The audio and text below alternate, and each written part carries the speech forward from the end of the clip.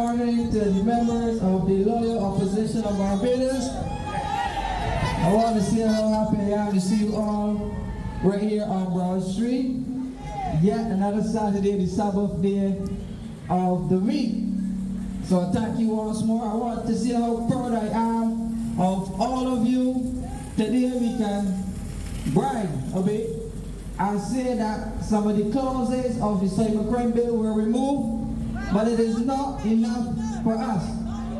We want the bill altogether removed, and the Computer Misuse Act can stay along with the current Defamation Act, and we do not need an act in Parliament to protect politicians and the friends of politicians who engage in corrupt acts like the Hope Project, where $60 million can be taken from the Housing Credit Fund of Barbados and not even 300 houses to show.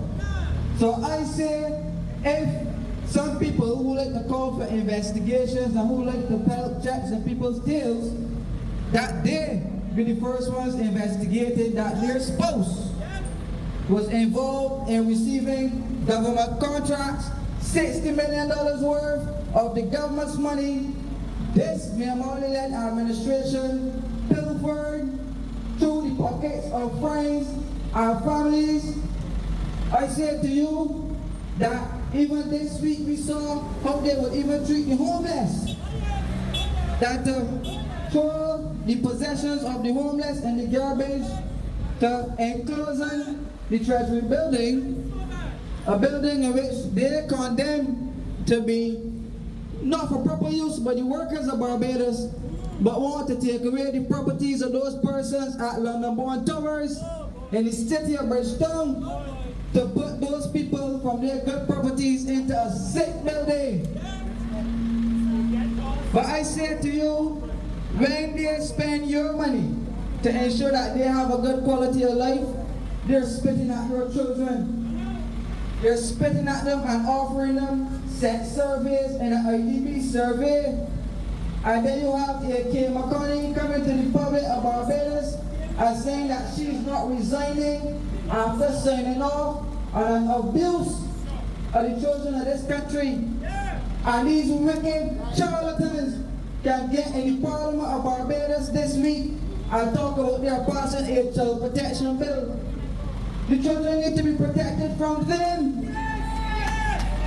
They are the ones who brought the sex survey to the children, not the people of this country. And I say to you, you need to stand up and demand that this child protection bill be set in the right spirit, as it is not. They even went so far in their hypocrisy. And I want to say congratulations to the Prime Minister for returning to Parliament after all of these months. The first time you were seen in public action since we have put some thorns in your tail with that budget response. The entire Parliament was full. So I want to say last week when we called them out for not showing up and doing any work, the members of Parliament of this country who continue to get 3 pay raises in Barbados, that they can take Kerry Simmons, Jerome Walker, Santiago Bradshaw, and whoever else is the senior minister, and increase their pay, that they are not being paid to the level of deputy prime minister. So we have people being paid, 20 people being paid to do one job, and that of deputy prime minister. Because they continue to abuse your money to protect themselves. People like to talk about parties fighting. Yes, a party's fighting, but we do not know what is happening in it. Well, as you say, we know. Because an entire general election was held in Barbados to calm those MPs in there from pulling a coup on the Prime Minister. And she called an election to get rid of some of them. Well, they were back, not luckily. And she's rewarding them with big picks and big jobs and ministerial extra stuff. We had a man who said that he's an envoy of reparations, and everything happened to reparations around him. Well, I don't know, it has not been around through my office. So what is he being paid taxpayers' money to do? We had the most consultants in Barbados, $20-something million worth of consulting fees. And these people cutting off disabled people from receiving NIS pension. How wicked and draconian is that? They're not only treating the citizens poorly, they're treating the police poorly too. But if you leave the police force before the time, you think that they will take care of you and give you any benefits. So not even the armed forces are receiving the benefits of this hopeless government. A government that has offered us nothing but corruption and theft for the taxpayers' money. A government who will send up the pension age on the people who serve this country and contributed, who will send up NIS contributions after writing off, because I saw them in the newspaper this week, talking about $1.8 billion worth in tax revenues. Let me remind Barbadians that this Mayor Motley administration will off $1.17 billion in tax and VAT revenues for the private sector of this country. Those tax write-offs even benefited someone who was the family of the Prime Minister. But still they can be written to entrepreneurs to tell them that they owe VAT tax. Well, you don't want VAT tax, your friends? Well, you don't want VAT tax, your family? And VAT tax yourself for your local pilfering and corruption that you oversaw as one of the most corrupt leaders this country has ever seen.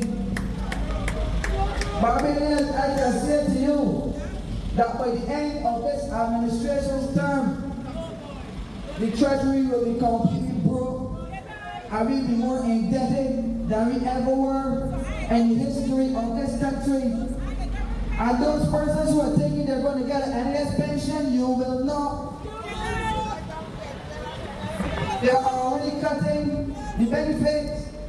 They already passed legislation to increase the time that you're due for severance. And the Attorney General of this country said that they increased that time from 12 weeks to 22 weeks because they wanted to give businesses a lifeline. But what about a lifeline for Barbadians? What about an ease in income tax? What about a removal of the garbage and sewage tax? Because we are paying sewage tax and we are not connected to sewage.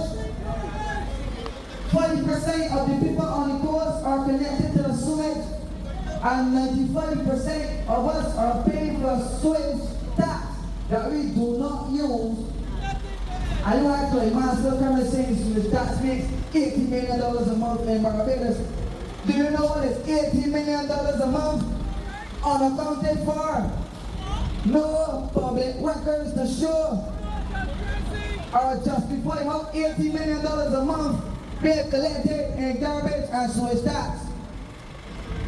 But they say that we need to call for an investigation into the Barbados Water Authority because they had the resignation of 2 or 3 boards, and the board members are saying that this government is so corrupt that they are allowing the state contractors to get the contracts over and over, and they're not spreading the economic party.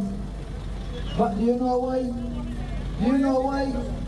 The same sewage that this administration will sabotage for political fortunes. They are seeking to borrow $600 million to come and give the people of this country drinking water to drink. So much so that they could be out holding town hall meetings, telling people about their plans to bring drinking water plants to this country. We are not drinking any sewage or drinking water in this country.